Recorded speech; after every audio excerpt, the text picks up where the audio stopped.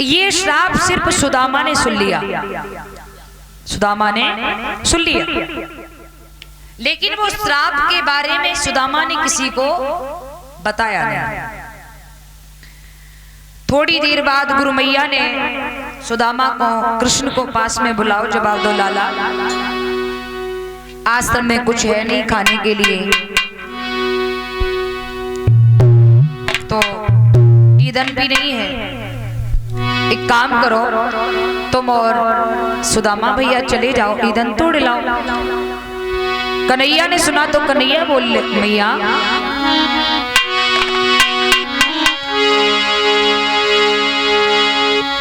कि मोहन बोली चिंता क्या है, और जंगल से तोड़ी लाता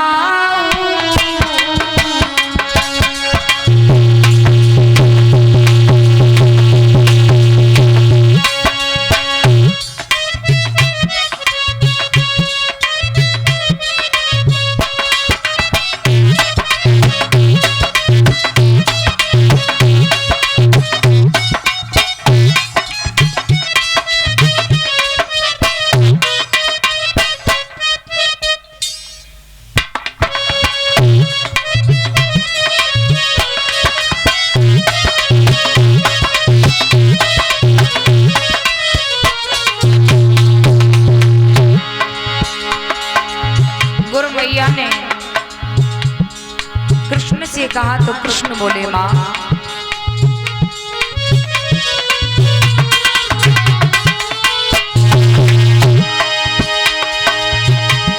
मोहन बोले क्या चिंता है रे, मोहन बोले क्या चिंता है, जंगल से तोड़ी लाता। भैया है चतुर सुदामा संग मेरी, है चतुर सुदामा संग मेरी, संध्या तक लौटा आता हूँ।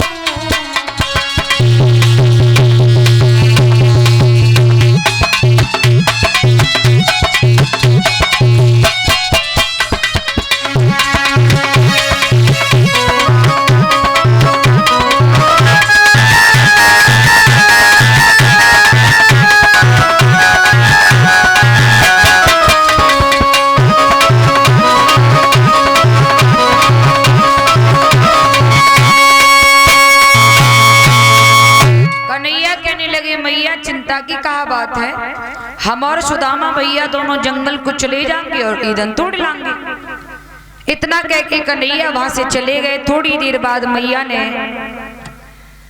सामने देखा है कि सुदामा आ रहा है। सुदामा को आते देखा तो मैया ने इशारा दिया, बेटा सुदामा एक काम करो। कहा, बोली कि इधर ही हो सुदामा,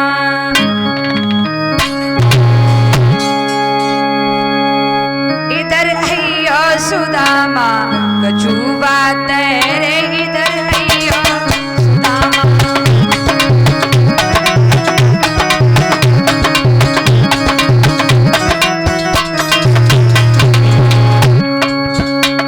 और मैया ने कहा करो, सुदामा को हाथ दो। सुदामा पास में आए, तोले मैया अंदर कुटी में गई और वही पोटरी वाले चना, मैया को नहीं मालूम था इन चनाओं को श्राप लग चुका है।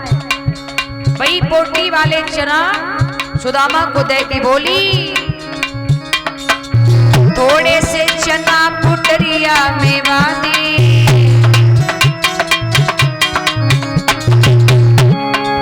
थोड़े से चना पुटरिया में बांधे,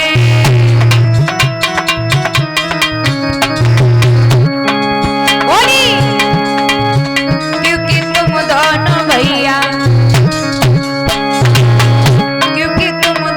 भैया, बन जा तो रे इधर भैया सुदामा, कछु बात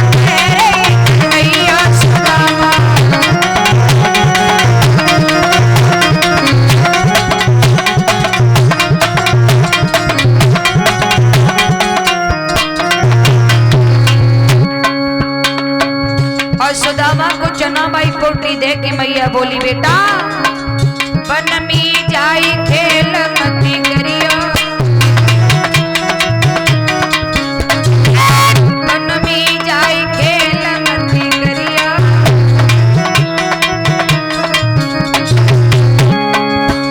एक दूजे के संग में बेटा, एक दूजे के संग में न करो बात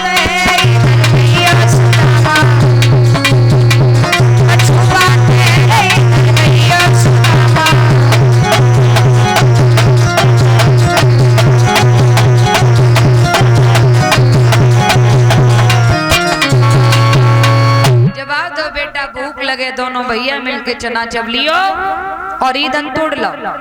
सुदामा ने चना वाली पोटरी लई और छुपाए लई। कन्हैया को आवाज लगाई, कन्हैया सामने से आई।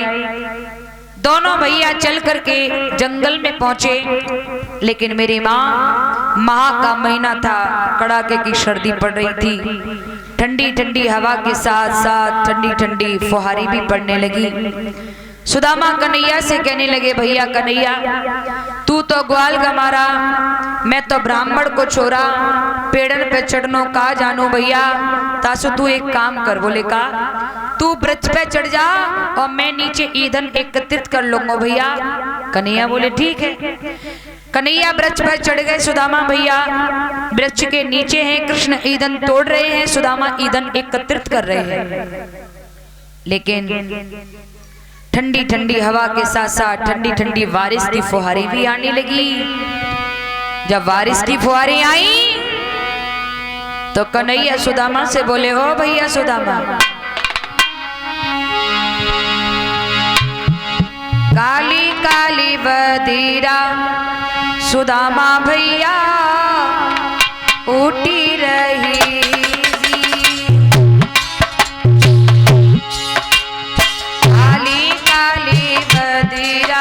सुदामा भैया उठी रही थी।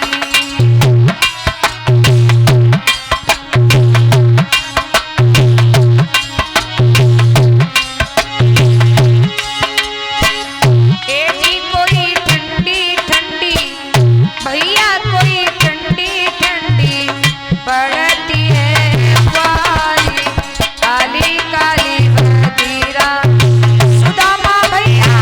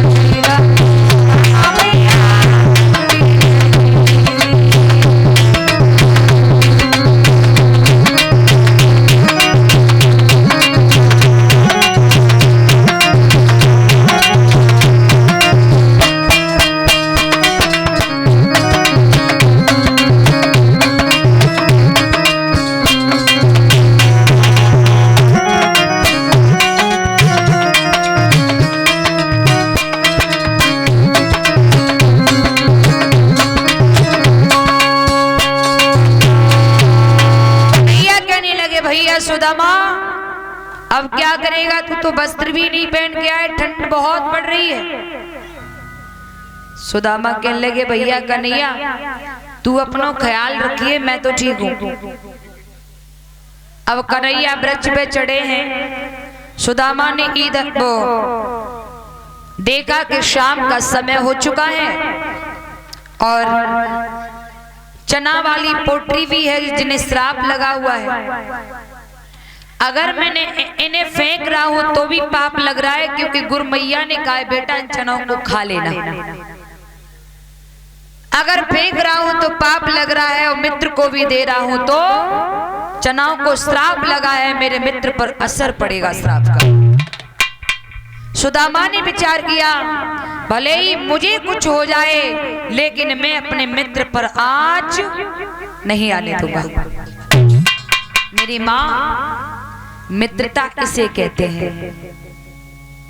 आजकल लोग मित्रता के नाम पर व्यापार कर रहे हैं, इसे मित्रता नहीं कहते हैं। एक बार की बात, एक बाग में दो मित्र बैठे थे। एक मित्र बैठा था, दूसरा मित्र उसकी गोद में अपना सर रख करके लेटा था, सो रहा था। अचानक एक सर्प आया और सर्प कहने लगा है जो बैठा है उससे कि मैं तेरे मित्र को डसने के लिए आया हूं। जो बैठा है उसने जवाब दिया, भैया मेरे मित्र को मत खाओ, मेरे मित्र के बदले भले ही मुझे डस लो। लेकिन सर्प कहने लगा, मेरा बैर तो तेरे मित्र से है, तुझसे नहीं। बैठा था, उसने प्रार्थना की कि भैया आपसे निवेदन है, भले मुझे काट लो। सर्प कहने लगा, एक शर्त है। बोले क्या? शर्त यह है कि तू अपने मित्र के शरीर से थोड़ा सा खून निकाल कर हमें दे दे तो मैं लौट जाऊंगा। बोले ठीक है। जो बैठा था उसने जो लेटा था उसे काटने के लिए, महाराज उसे काटने के लिए चाकू निकाला और चाकू लेकर के जैसे ही जो लेटा था उसे उसकी बाह पर थोड़ा मारना चाहा, तब तक जो लेटा था उसकी आंख खुल गई। आंख खुलने के बाद उसने देख लिया मित्र मुझ पे चाकू चला रहा है, अपने ही आंखें बंद कर ली, उससे कहा कुछ नहीं। चाकू से थोड़ा सा खून निकाल कर सर्प को दिया, सर्प वहां से लौट गया। थोड़ी देर बाद जो लेटा था वो उठ करके बैठ गया, तो जो बैठा था उसने पूछा कि भैया एक बात बता। बोले क्या? मैंने सच बताना, मैंने तेरे ऊपर चाकू चलाया, तूने चाकू चलाते देख लिया ना? बोले हाँ। फिर तू बोला क्यों नहीं? तूने ये क्यों नहीं सोचा कि मैं तुझे जान से मार दूंगा? जो लेटा था उसने जवाब दिया, भैया मैंने तो ते मित्रता करी है, कोई व्यापार नहीं करो है। अगर मेरा मित्र इस मित्रता में मेरे प्राण भी ले लेगा तब भी मेरी मित्रता की जीत होगी, तब भी मेरी मित्रता की जीत होगी। अगर मेरा मित्र मेरे प्राण भी ले लेगा तब भी मैं विजय प्राप्त करूंगा, क्योंकि मैंने तुझसे सच्ची मित्रता की है। सुदामा ने भी सोचा कि श्रापित चना है, अगर मैंने इन्हें मित्र को दिया तो मित्र को भी श्रापित चनाओं का श्राप असर करेगा। सुदामा ने विचार किया, भले ही मुझे कुछ हो जाए लेकिन मैं मित्र पर आज नहीं आने दूंगा। ये सोच करके सुदामा ने चनावाई पोटली खोली और चना चव्वे शुरू कर दी। अब चना कोई ऐसी चीज तो है नहीं जो चुपचाप चब लोगे। चना चबोगे तो कट कट की आवाज हुई है ना? हाँ। और जैसे ही कट कट की आवाज वही तैसे ही कन्हैया ने सुनी। कन्हैया कहने लगे, ओरे भैया सुदामा का खा रहे हो रे? कछु है तो मुँह दे दे, जब से तू आए हो भूख लग रही है तभी तो मैं आऊं, दे दे कछु। सुदामा कहने लगे, बाबरो है का रखो है रे मेरे पास? कछु नहीं है। सुने भैया,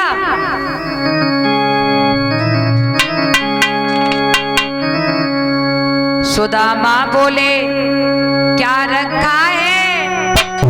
तन को शीत सताता है।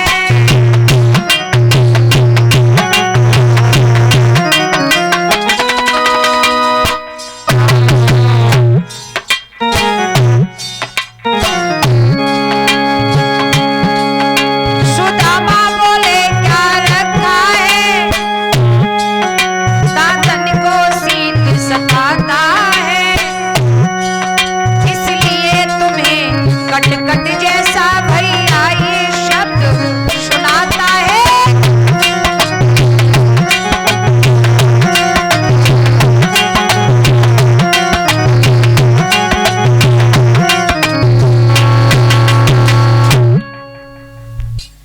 सुदामा कहने लगे भैया देखना ना कितनी ठंडी पड़ रही है, ठंडक के मारे मेरी दांत ही बज रही है, मैं कुछ नहीं खा रहा हूं। कृष्ण ने ध्यान धर के देखा, कृष्ण समझ गए मेरे मित्र ने मुझे बचाने के लिए श्रापित चनाओं को स्वयं खाया है।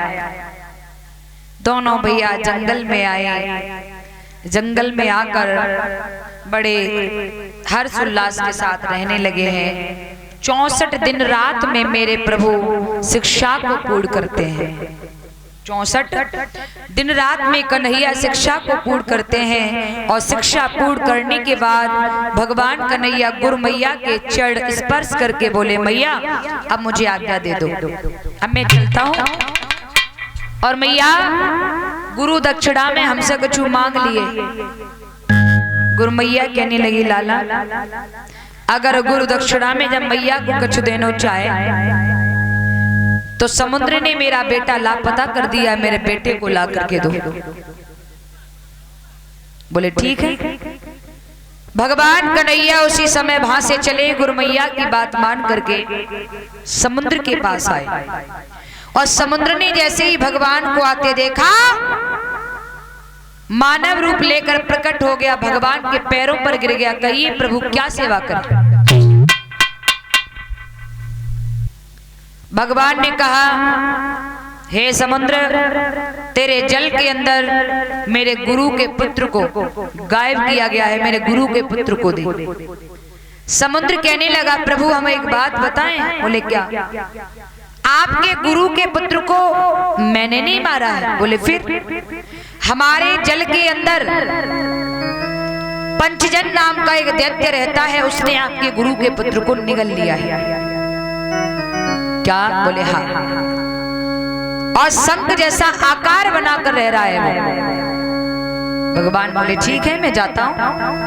भगवान कन्हैया जल में अंदर गए, पंचजन नाम का दैत्य शंख जैसा आकार लेकर के रह रहा है। भगवान ने देखा तो भगवान ने शंकासुर जो पंचजन दैत्य शंख जैसा आकार लेके रह रहा है उसका पेट चीरा, और जब पेट चीरा उसके पेट में भी गुरु का बालक नहीं निकला। और जब गुरु का बालक नहीं निकला तो पंचजन हाथ जोड़ करके कहने लगा प्रभु मुझे जान से मत मारिए, मैं बताता हूं कि आपके गुरु का पुत्र है कहां। भगवान कहने लगे कहां है? जवाब दिया प्रभु आपके गुरु का पुत्र यमलोक में है, यमराज ने उसे अपने कब्जे में रखा है। भगवान ने पंचजन को साथ में लिया और लेकर के यमलोक पहुंचे। यमराज ने भगवान को आते देखा, आसन छोड़ा, प्रणाम किया, भगवान को आसन दिया और कहा कहो प्रभु क्या सेवा करें। भगवान ने कहा सुनो यमराज, किसी कुकर्मों के कारण मेरे गुरु का पुत्र आपके यहाँ आ गया है, मेरी आज्ञा है उसके कुकर्मों पर ध्यान न दे करके, उसके कुकर्मों पर ध्यान न दे करके मेरी आज्ञा है मेरे गुरु के पुत्र को जीवित करके मेरे सामने पेश किया जाए। उसी समय यमराज गुरु के पुत्र को लेकर जीवित करके भगवान को देते हैं। भगवान गुरु के पुत्र को लेकर गुरु मैया को देते हैं और कहते हैं लो मां गुरु दक्षिणा में आपका पुत्र।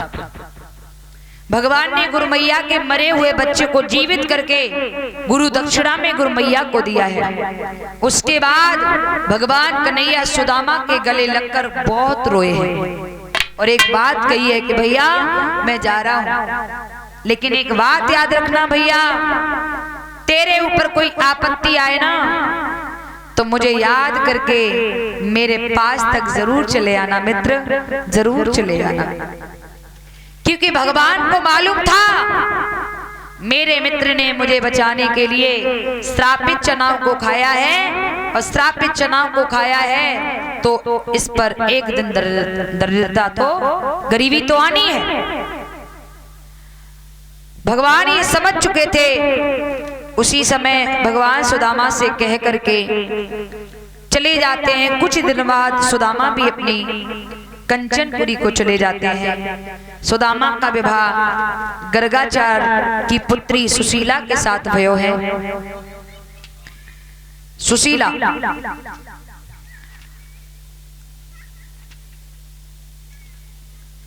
धीरे धीरे समय व्यतीत होने लगा। आइए अब बड़ी मार्मिक कथा आ रही है, उससे पहले 2 लाइन का छोटा सा सभी संकीर्तन गुनगुना लीजिए प्यारे।